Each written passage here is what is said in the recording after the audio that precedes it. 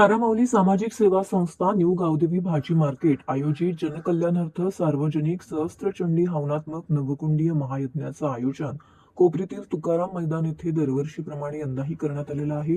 यंदाचे या उत्सवाचे 20वे वर्ष आहे। भाजपाचे माजी नगरसेवक भरत चव्हाण, भाजपा युवा मोर्चाचे सचिव ओमकार चव्हाण, डॉक्टर सोनल चव्हाण यांच्या मार्गदर्शनाखाली 9 दिवस येथे विविध प्रकारचे धार्मिक कार्यक्रम आयोजित करण्यात आलेले आहेत। विधिवत देवीची पूजा करून या ठिकाणी स्थापना करण्यात आलेली आहे। तसेच धार्मिक, सामाजिक आणि सांस्कृतिक कार्यक्रम राबवित या ठिकाणी 9 दिवस देवीची मनोभावे सेवा देखील केली जाणार आहे। काल या ठिकाणी ठाणे गॉड चॅलेंज स्वरमंच या कार्यक्रमाचं आयोजन करण्यात आलं होतं। यामध्ये लहानांसह ज्येष्ठांनी सहभाग घेऊन विविध प्रकारची गाणी सादर करीत श्रोत्यांना मंत्रमुग्ध केले। यावेळी भक्तांनी देखील मोठ्या संख्येने उपस्थित राहून या कार्यक्रमाचा आनंद घेतला। या कार्यक्रमास वनमंत्री गणेश नाईक आणि माजी खासदार संजीव नाईक यांची देखील प्रमुख उपस्थिती लाभली। त्यांनी देवीचं दर्शन घेऊन श्री महामंडलेश्वर महाराज यांचा शुभ आशीर्वाद घेतला। त्याचबरोबर आयोजक भरत चव्हाण यांच्या या उपक्रमाचं भरभरून कौतुक देखील केलं। ठाणे गॉड चॅलेंज या कार्यक्रमामध्ये विजेत्या ठरलेल्या विजेत्यांचा या ठिकाणी वनमंत्री गणेश नाईक यांच्या हस्ते सत्कार देखील करण्यात आला।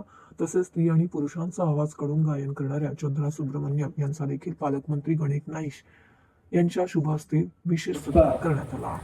न्यू गावदेवी भाजी मार्केट व्यापारी महासंघ आयोजित जनकल्याणार्थ सहस्त्रचंडी हवनात्मक महायज्ञ 20 वर्ष झाली आणि त्या निमित्ताने आज या व्यासपीठावर उपस्थित ठाणे जिल्ह्याचे माजी खासदार संजय नाईक, समाजसेवक समीर मोहित, समाजसेवक कन्हैया पाटील ज्याने आता दोन्ही आवाजामध्ये मला कायद्याच्या सुविधी सदरा सुब्रमण्यम व्हॉइस इंडिया फेम आणि या कार्यक्रमाचे अध्यक्ष श्री भरत चव्हाण, सौ भावना चव्हाण, ओमकार चव्हाण, सुजल चव्हाण आणि त्यांचे सर्व सहकारी उपस्थित म्हणून भेटले। भरत चव्हाण हा पूर्वीपासून आम्ही एकत्र काम केले। कारण भरतच्या मतदारसंघात सिंधी लोक मोठ्या प्रमाणात होते आणि त्याला सिंधी बांधवांना संबोधनाकरता मी येत असत नाही।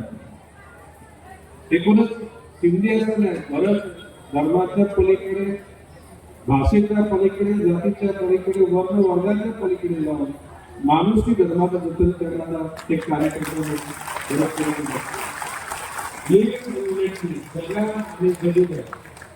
संत ज्ञानेश्वरांनी त्यांच्या पसाऱ्या जनामध्ये केले की विश्वची माहिती दिली।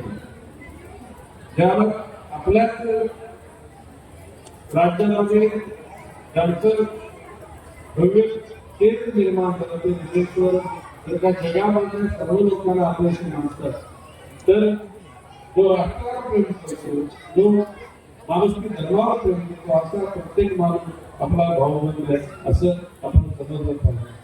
भरतने या प्रतिकूल परिस्थितीमध्ये झुंजत जे काम केलं ते वाखाणण्यासारखं आहे। मला वाटतं की मंत्री पहिल्यांदा ठाण्यामध्ये आले भरतचे मागून आहे आणि नंतर नंबर तो भाला आणि चर्चा भरपूर झाली। वाद विवाद असं शेवटी वाद नसेल तर विवादच निर्माण होतो आणि ज्यांच्या मनामध्ये चांगलं काम करायचं असतं अशी लोक निर्भीकपणे काम करतात। आणि भरतला सांगितलं भरत तुझ्या पर्वामध्ये गणेश नाईक करताना सांगितलं पर्वामध्ये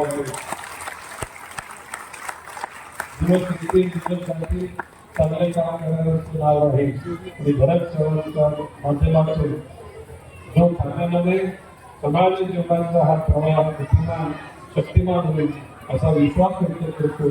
त्या कार्यक्रमाला जय हिंद, जय महाराष्ट्र।